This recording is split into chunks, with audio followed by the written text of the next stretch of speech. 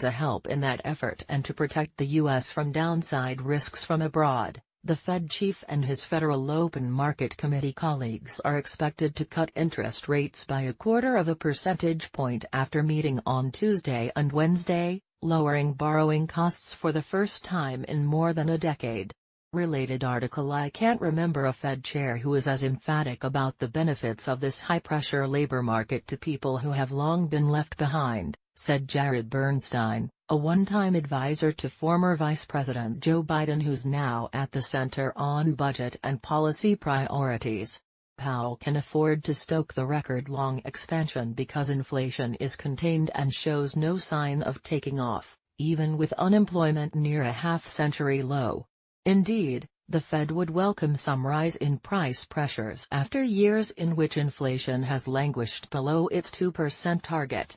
The Fed chief also may be betting that pumped-up demand from lower borrowing costs will be met with added supply from the economy that will keep prices from skyrocketing. That's what happened in 2018, as highlighted by Powell Lieutenant, Vice Chairman Richard Clarida.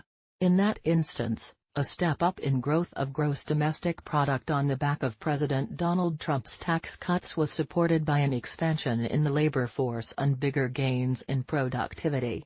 There are risks, of course. Inflation may end up not being as tame as the Fed believes. There's also a chance that low interest rates will lead to economically dangerous asset bubbles and excessive borrowing that will haunt the economy later. Loading up next: trio of sentiment-boosting themes underwrite record run. The politics also are messy.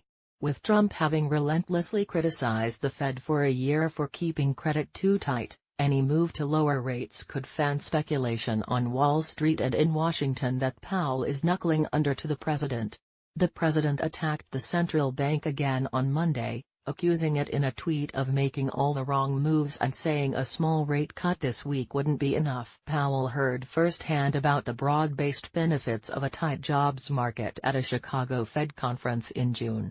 "This is a great time for economically vulnerable Americans who've had trouble getting a job," Patrick Dujikovic, president of the Greater Kansas City AFL-CIO, told the gathering. "There are a lot of prerequisites being waived for getting hired.